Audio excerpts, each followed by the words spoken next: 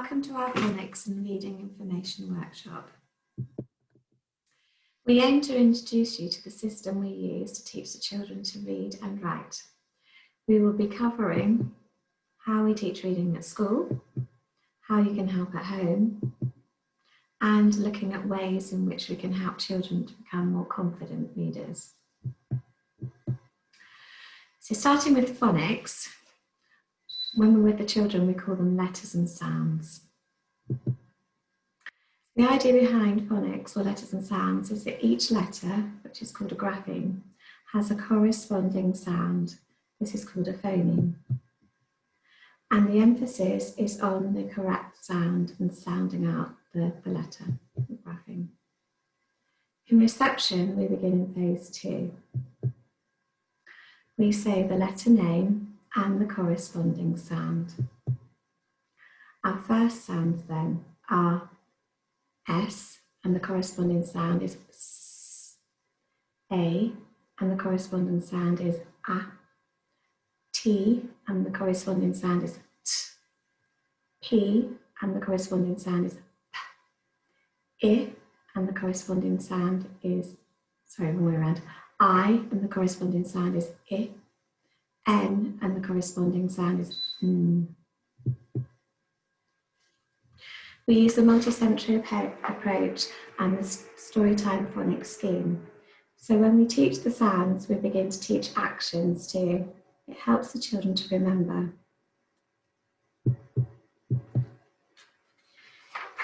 So it's really important that clear and correct and accurate representation of the sounds is learnt.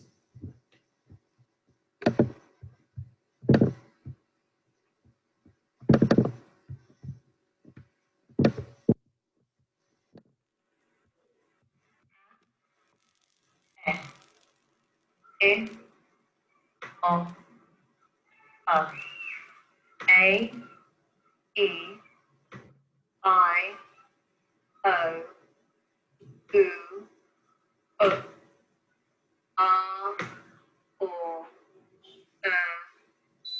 Ow, Oi, Ear, D,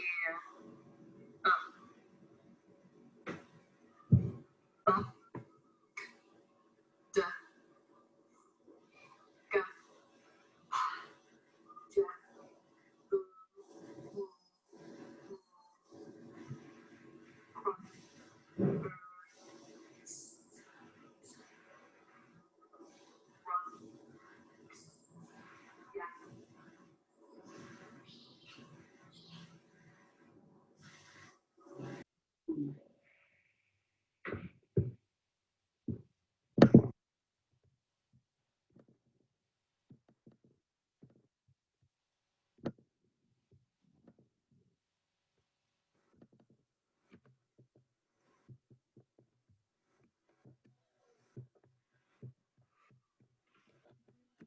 It's very helpful if children look at your mouth and the shape of your mouth as you are saying the word. This can take some time to practice, especially if the mouth and the muscles in the mouth are immature, as often is the case in school-age reception children. So the next thing we're going to talk about is using the sounds to segment and blend words. So segment means to sound out or stretch the word in order to hear the individual phonemes or sounds. So for example, the word sat, we would sound it out s, a, s. We can then blend the sounds together, which means to squash all the sounds together to read the words. So then we would then take the s, a, s into sat. So the next thing to talk about is some common difficulties that you may have and that the children may have. So the first one is recognising the difference between a letter and a word, and this is something that reception age children will struggle with at first. So it's just trying to make it clear that a letter is a single letter and a word is often a group of letters. The next thing that they may find difficult is hearing the initial sound in the word. So for example, the word cat, that the sound at the beginning of the word is a k sound, rather than that's at the end of the sound, but often the children will hear the last sound. So sometimes it's common for children to say the final sound as that's the last sound that they hear. Sometimes also the children will hear a sound from a word randomly, but it's not necessarily the sounds in the correct order. So sounding out the word together will help you to do this so that they ensure that they hear the initial sound first and they can then blend the sound together. And the final one is not hearing the blended word. Here we have some games to play at home, some websites and some resources that may help you at home. Phonics Play is one that we find very helpful. It has lots of interactive games that will really support the work that we're doing at school. So how can you help your child to become a fluent reader? So firstly, we want the children to be able to understand a book by talking about the front cover, how the book is made up, how to turn pages, what way round the book goes, all of these things that they may never have thought about before. It's also important to talk about the order of the book and how the pages go in order. And it's important to keep the book over a number of days and reread the book. This allows the children to notice patterns within the book, and it will allow you to question the children to see if they can remember what has happened in the book, and also to practice out sounding out and blending words as they get more into the phonics. At the moment, we've only done the first few sounds of phase 2. It's also important to build their other skills such as prediction, so that before the end of the book, you might like to get them to have a bit of a guess of what they may think might happen next. So to read with fluency, accuracy and understanding and enjoyment, pupils need to use a range of strategies. So we've talked about phonics, or letters and sounds, but we want them to use lots of strategies together, and we'll be teaching them those too. So phonics is the strategy we've already talked about. It's important, but it's not the only strategy. That's where we, just to remind you here, identify, break up and blend words, sounds into words. Word recognition is also important. So learning to read on sight common words. We call these high frequency words. So they're words that occur time and time and time again. And if the child was able to sound out and blend, they could do, but because they're so frequent, it would really impact their fluency. So it's a lot better to learn them. So words such as in and. And also to recognise and learn on sight tricky words, such as the and do. These words can't be segmented and blended. I'm afraid they just need to be learnt.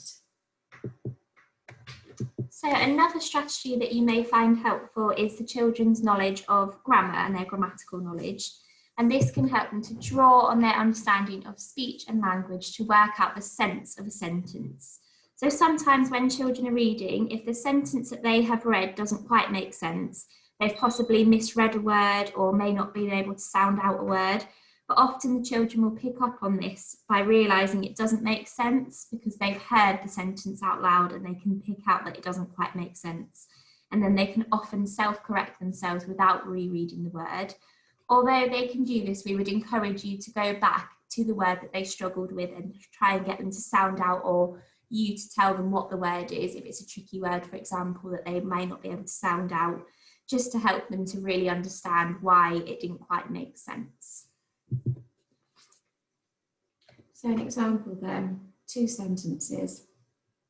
So starting off with the first word, we can sound out mum. We can go and blend the sounds together to make the word mum. We can also do the same with went. We can go to form and blend those letters together to form went.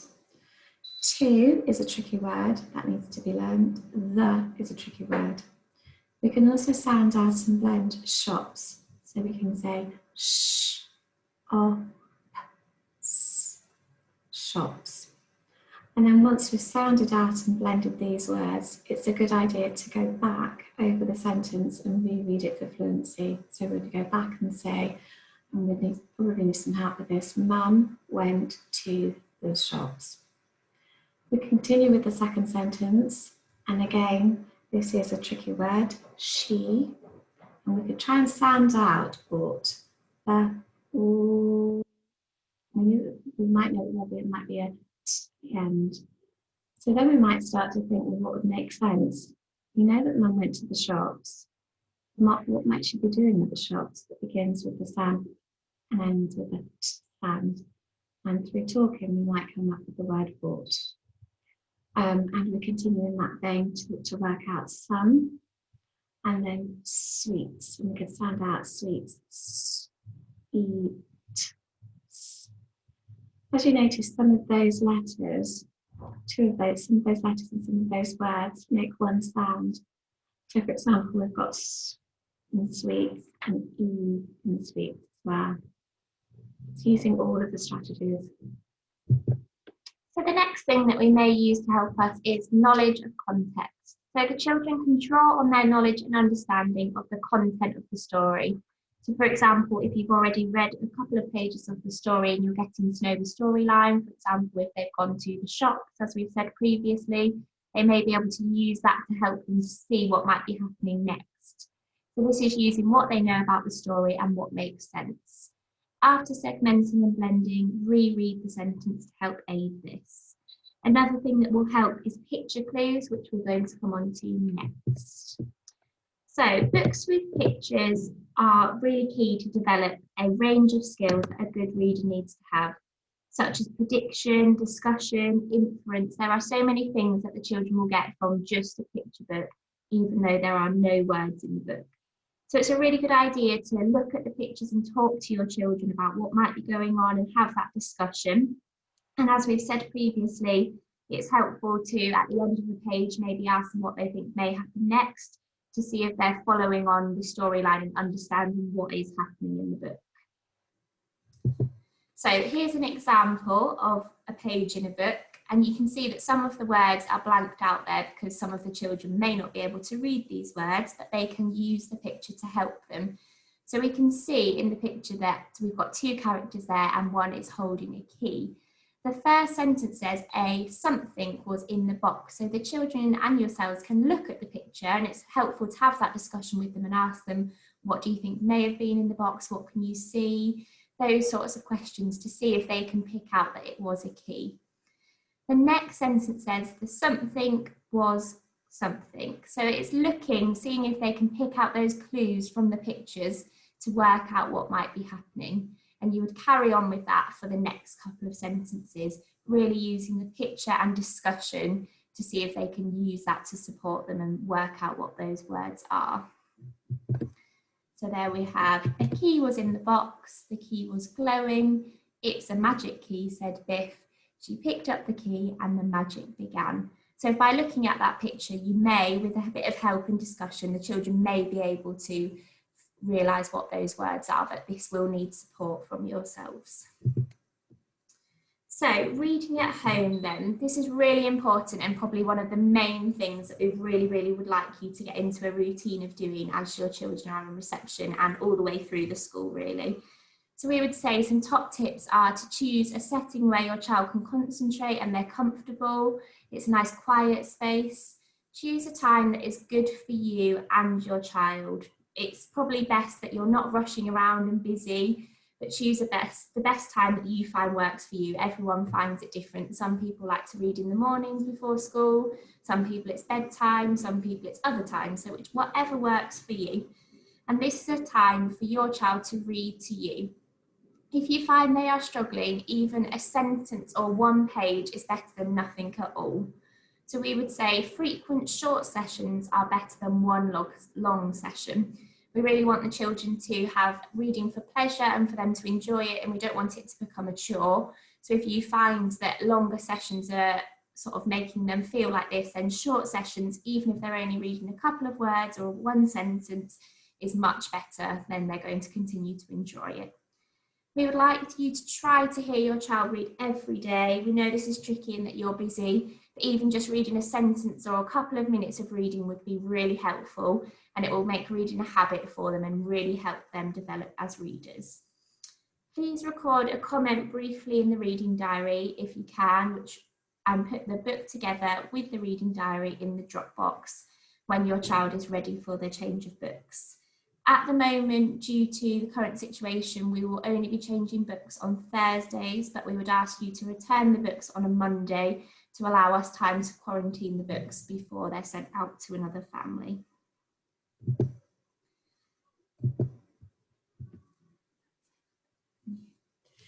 So finally, the more that you read, a quote from Dr. Seuss, the more that you read, the more things you know. The more that you learn, the more places that you'll go. So thank you for listening. I'm just going to go through a moment. I'm going to go through the book and perhaps how I would introduce this at school. So I'd say to the children, come and have a look, come and have a look at this book. What's happening? We talk about the front cover. What's happening in the front cover? Who's on the front cover? Who's that little boy? His name's Kipper. Who's that? Who might that person be? Does that little boy know that person there? What's that person doing? That's Kipper's dad. What's he doing? Does he look happy? What does Kipper look like? The title of this book is called Get Dad. I wonder what that means. I wonder who's going to get Dad or what's going to happen. Let's turn the front cover and look at the first page. Look at the pictures. So what's happening here? The children here, what do they seem to be doing? How are they feeling? What's Dad doing? What's he got? Is he happy or is he sad? What do you think might happen on the next page? Turn the page. Look what's happened. What's Dad done? How is Biff feeling? This is Biff. Let's look at the next picture. What's happening here? What's Dad got this time? What's he going to do? Biff is dripping wet. Who's he going to get this time? Can you see anybody else in the story? What can you see towards the top of the story? Who else is watching?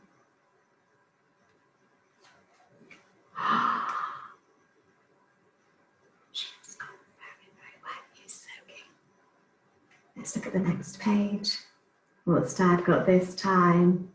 Oh, Biff and Chip are really wet. Who's going to get wet next? How's that going to happen? Who else is up here? What do you think will happen next? Oh, it's a good idea to look for the book first. Look, Kipper. What do you think is going to happen next? The children have got wet. Let's have a look. So ask for a prediction first. It doesn't matter if the prediction's wrong. It's important that children know that that's okay.